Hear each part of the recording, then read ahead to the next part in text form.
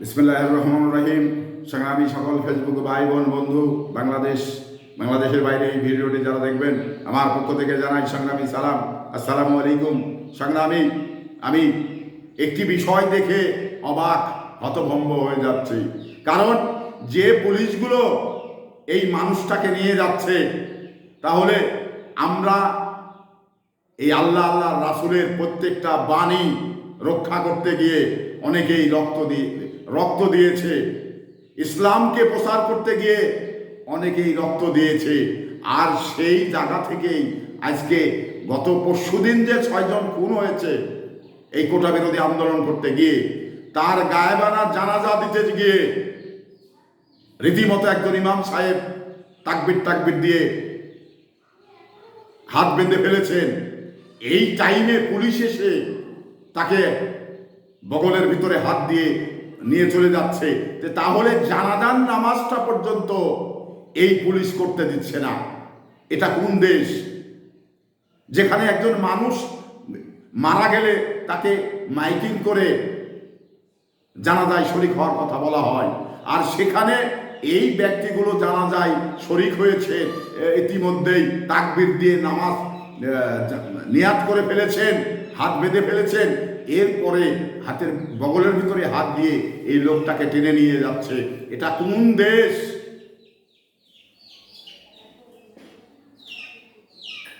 হিন্দুর মন্দির রক্ষা করতে ছুটি আসছে মুসলমান জওয়ান, এটা কোন দেশ? আসলে এই দেশে এই সমস্ত পুলিশ সদস্যগুলা আজকে ইসলামের 12টা বাজিয়ে দিচ্ছে। কারণ ওই ভদ্রলোক যদিও বা তার হাইকমান্ড কমান্ড করে থাকে, তারপরেও একটা জানাজার নামাজ পড়তে কতটুকু সময় লাগে? 2 থেকে 3 মিনিটে কিন্তু এটি জানাজার নামাজ শেষ হয়ে যায়।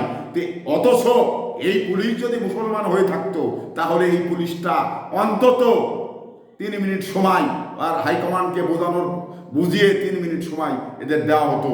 কারণ এরা যদি জানাজা করছে, জানাজার নামাজ পড়ছে, কিন্তু এরা তো নৈরাজ্য করছে না। কারণ একজন মানুষ মারা গেছে, জানাজা করবে, এটাই বাস্তবতা। তাহলে এই যে 6 জন লোক মারা গেছে, তারা কি এদেশে তারা কি মুসলমান না? তারা কি এই দেশে জানাজা করার সুযোগ নেই? ইসলাম কি তাদের জানাজা করতে নিষেধ করেছে? যদি ইসলাম নিষেধ না করে, তাহলে রাষ্ট্রীয়ভাবে কেন নিষেধ হবে? কারণ তাদের জানাজা করার সুযোগ দিতে হবে। তারা তো আন্দোলন করছে না, তারা তো দাবি আদায়ের লক্ষ্যে আসেনি, তারা তো আন্দোলন করছে। সেই আন্দোলন, সেই জানাজার নামাজ নিয়াত করার পরেও, হাত বাঁধার পরেও তাকে বগলের ভেতর দিয়ে হাত দিয়ে পুলিশ নিয়ে যাচ্ছে। এটা আসলে এটি সভ্য দেশ। 95% লোক দেশে মুসলমান, আর সেই মুসলমানের দেশে এই রকম একটি ঘটনা আসলে একটি মানুষকে ইসলাম থেকে, অন্তত ইসলামে এই সমস্ত পুলিশদের, রাষ্ট্রীয়ভাবে এই সমস্ত পুলিশদের পানিশমেন্ট করার দরকার। কারণ ইসলামটাকে আমি বড় করে দেখতে হবে, ইসলামের গুরুত্বটাকে আমাকে ধরে রাখতে হবে। তো যে কামটি এই পুলিশটা করলো, এটা আসলে ইসলামকে অবমাননা করা হলো, ইসলামকে কুলসিত করা হলো।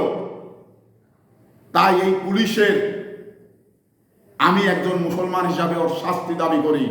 কারণ একজন জানাজার নামাজ থেকে বগলের ভেতর দিয়ে হাত দিয়ে নিয়ে যাবে, এই ক্ষমতা কিন্তু তার নেই। তার যদিও দলীয় নির্দেশ থাকে জানাজার নামাজ হবে না, তারপরেও যেখানে দাঁড়িয়ে গেছে, অন্তত সেখানে 2 মিনিট 3 মিনিট সময় দেওয়ার দরকার ছিল, সেটা না দিয়ে তাকে টেনে নিয়ে যাচ্ছে। এই অবস্থায় বাংলাদেশ কিভাবে চলবে? আমার তো কথা হলো, চলার কথা নাই। তো সংগ্রামী উপস্থিতি, এই আশা ব্যক্ত করেই ইসলামকে বড় করে দেখার সবাইকেই দাবি জানিয়ে, ইসলামের ক্ষতি না হয় সে বিষয়টি আপনাদের লক্ষ্য রেখেই আগামীতে রাস্তায় চলতে হবে, পথ চলতে হবে, সে আশা ব্যক্ত করে বিদায় নিচ্ছি। আসসালামু আলাইকুম।